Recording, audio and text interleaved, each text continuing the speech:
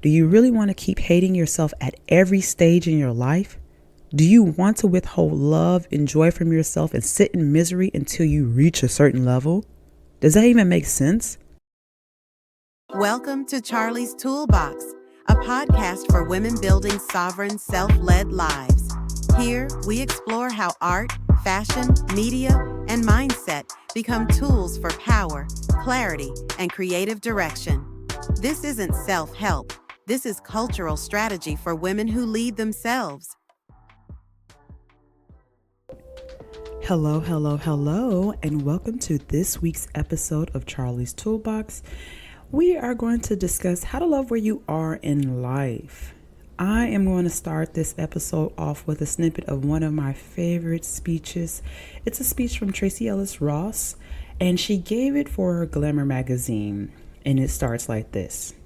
I am trying to gather all this energy around me, step into it, and match it with my realization that my life is mine. I am the chooser 45-year-old life is mine. So here I am sorting out what my life looks like when it's fully mine. It takes a certain bravery to do that. It means risking being misunderstood, perceived as alone and broken, having no one to focus on, fall into, or hide behind, having to be my own support, and having to stretch out and find family, love, and connection outside of the traditional places. But I want to do it. I want to be the brave me, the real me, the one whose life is my own. Quick break, but I need to tell you something, all right? Last week, a woman messaged me. She said, I had no idea you wrote books. I've been listening for months, trying to piece together how to actually do this by listening to your podcast. And the whole time you had the answer. And when I read that email, I just kind of sat there and started staring at my phone because she's right. I've been so afraid of sounding like I'm selling to you. I have that hipster millennial thing like, I don't want to do that. But when I'm doing that, I hide things that could very well help you. I hide tools. And so here's the truth. This is what I have. I've written 2 books. I've written more books than that, but I have 2 that I love and that are very transformational. How to Decenter Men and The Solo Boom. They're companion guides, and one teaches you how to decenter men, the other shows you what comes next.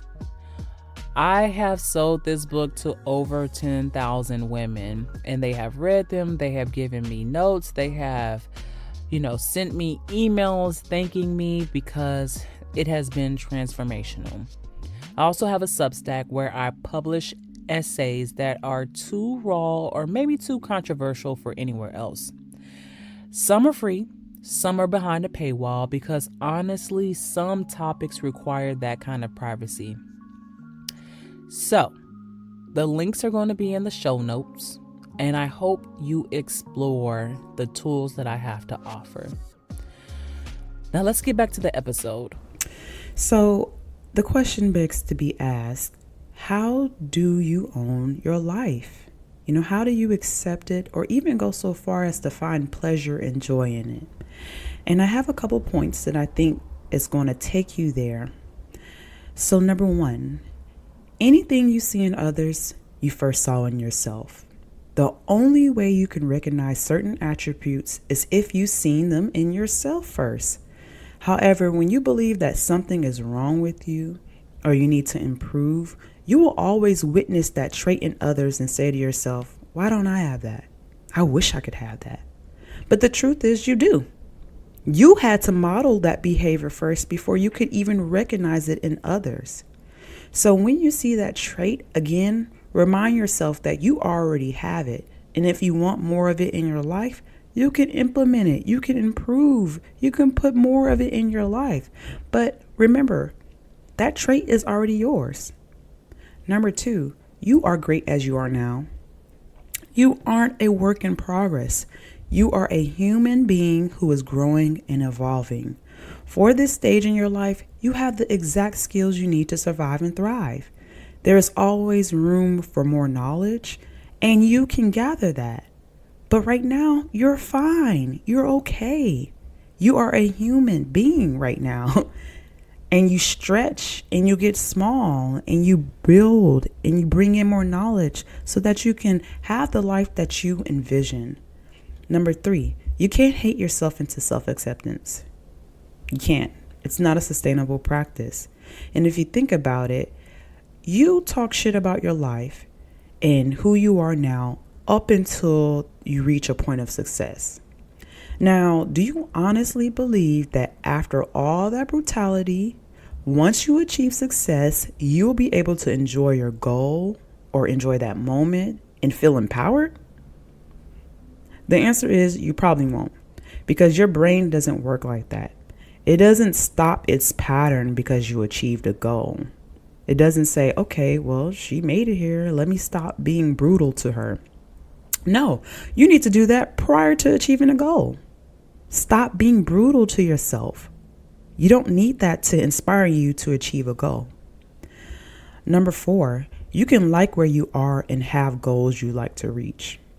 So your current model is to hate where you are now and use that hate to inspire you to do better. Now, is that sustainable? Like truly, is that really truly sustainable? The answer is no. Does that sound logical? The answer is no. If that was an equation, would you get the result you want? So think of it like this. If you add self-hatred plus hard work, do you truly believe it will equal a fulfilled life? And the answer is no. But what you can do is accept you're okay now and build on that base. You can say, I like these parts of my life. And if I like to extend them, I will. Or if I like to add more color, more depth to my life, I will do that. The truth is, you don't need self-criticism or self-hatred to love where you are and improve your life. You can actually abandon those things and still improve and be okay and be understanding and compassionate and actually enjoy your life. You can abandon those things. Now imagine that, abandoning hatred and getting better results. Number 5, no one will rescue you.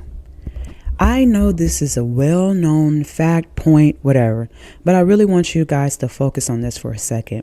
When I say rescue, I mean those dreams where you have a friend, a boyfriend, or a husband that enters in your life and exposes you to the life you really want is very unhelpful. They are unhelpful because instead of taking ownership of your life by doing things to bring the type of life you want or to just enhance where you are right now, you are waiting for someone to do the work for you. You are waiting to be rescued from your life. And that's unhelpful. You got to deal with your own life. You have to deal with accepting it and asking yourself, okay, I love where I am right now, but I do think that there's room for growth.